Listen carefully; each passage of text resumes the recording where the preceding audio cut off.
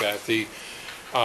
As I mentioned, there are definitely two edges to the sword, two edges to any new technology come down the pike.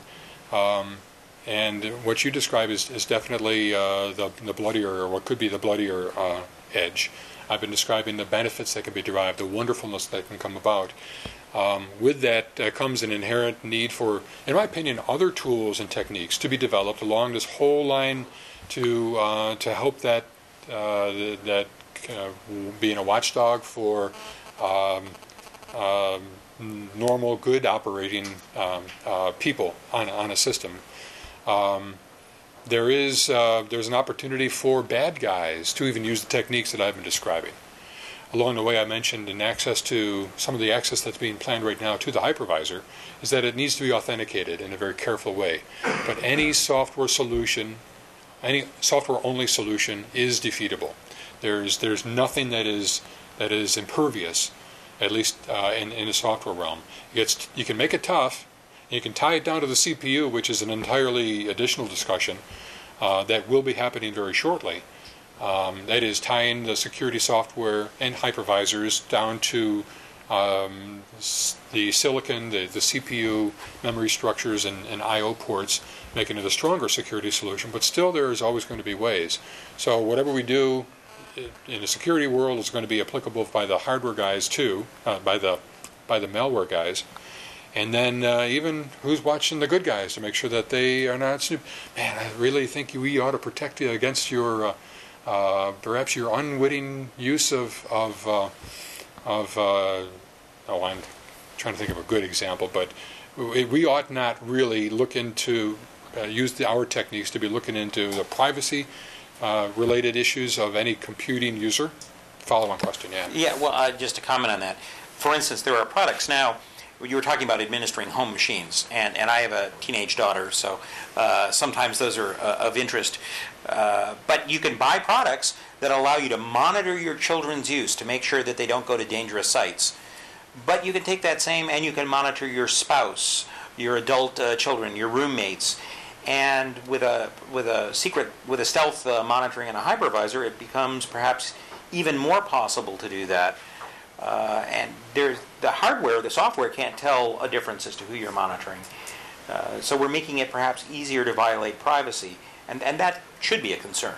I think you're right, and I think at every step, at every point of technological advance, there is an equal pivotal point of ethical evolution that either happens or needs to happen. In this case here, I think it still has yet to be discovered as being something around. Parental controls is a great example of that. So I predict that in addition to all the wonderful tools and accessories that are going to grow out of this convergence that I've been speaking of here today, there's probably also going to be a spin-off of other tools and capabilities that will, and hopefully not regulations, but in some way the ethical aspects of that need to be considered. Question? Riley. So, in some ways, like, as I kind of look back over what security companies put forth as, like, here's our next big security thrust, then when you look back on it a few years later, you find it was something that was really great for a few months, but then it was just a matter of time for the attackers to kind of elevate themselves, and it was just one more step in the arms race. In your mind, obviously you would say that this is something different than just another 2-month patch, so what in your mind makes this somewhat fundamentally different from previous solutions that have come up? So if I can paraphrase the question, what makes me feel that virtualization is not just a passing fad, and what makes it passing might be the bad guys catching up and using the same techniques, or maybe even some other technology kind of taking over in the coming months or year or two to make this just, and stated from an industry perspective, why put so much development into something that might be just a passing fad? That's a great question. I think we never know what we don't know. In other words, I don't know what's going to be coming around the corner tomorrow. I think it's up to us as technologists to maybe take a good look at all of these different other technologies and other converging paths, perhaps, that might either be conflicting, superseding, or otherwise just providing a better way of going about what we're trying to do than investing a lot of money into given tool sets that I'm describing here. So the simple answer is I don't know. But I think the best information that I have as a technologist, with relatively limited focus, I mean, I have a good visibility with the industry, with journalists and analysts, but frankly, at the end of the day, they don't know an awful lot. I mean, it really, the essence of new technology is coming from folks like you, from research institutions like you, from advanced research labs such as McAfee and Avert Labs, and other companies like us. So right now, all that I hear with my ear to the rail is that this has the potential for providing some neat capabilities. All of us in the industry right now are looking at these capabilities to see how much it's going to cost us to invest, to provide these tools. Correspondingly, what's the ROI? I'm often, as a lead geek at the company, I'm often enamored with technology. I'm gung-ho. Let's do it. Why? Because it can be done. But my product management buddies say, well, show me the money.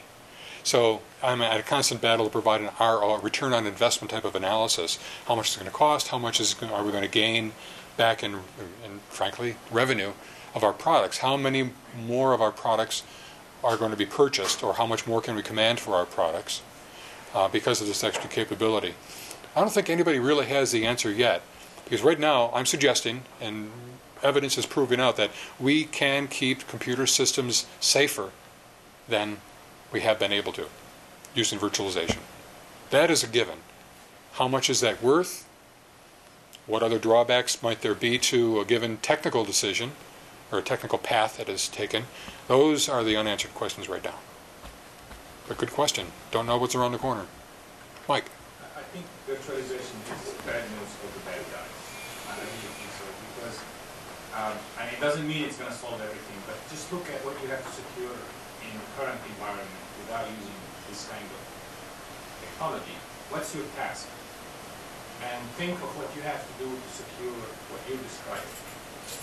And I would rather secure what you described, because the interfaces are well defined, it's more orderly, it's less chaotic. I know what I have to do. Whereas the current situation, if I was an insurance company, let me put it that way, I charge you a lower rate if you did this. And of course, I may lose my company, the bundle of money, and be fired, but that's what I would do. No, you're absolutely right. You're absolutely, just to paraphrase, I'm not sure that your microphone is on. I think you're saying essentially that this is this could be a good thing. It could provide the benefits that we're providing, and we could eventually command a higher price for our products, or a new product would be purchased, and because of the benefits that come about. If I kind of twist your question or your observation a little bit, I could also say that the bad guys, this is a dangerous thing, the bad guys are not all that smart. On a general wide scale, the malware writers they're out for fast buck. They're not going to go for the tougher interfaces to crack. Virtualization is going to be a little bit hard to implement, and to implement well and fully. There are though, of course, exceptions, and some of the bad guys indeed are going to provide the similar situations that that we're using for bad purposes, as we're trying to use for good purposes. There are instances now, for the third angle that you said, as an insurance company, for example, you would, if you were an insurance company, you would give a discount to someone's rate if they were employing some demonstrably better protection. It's the same kind of theory that, the same kind of techniques that are followed today when you get a discount on your car insurance, when you have a car alarm system. I don't know of any insurance policies for computer systems, but if every single one of you in here if there is anybody that does not implement any kind of antivirus, firewall, anti-spyware system on your computer and keep it current, you are playing with fire, and you really don't care about your personal identity and your own checkbook, your financials, because it's at risk when you don't do it. That's just the world that we live in. So again, if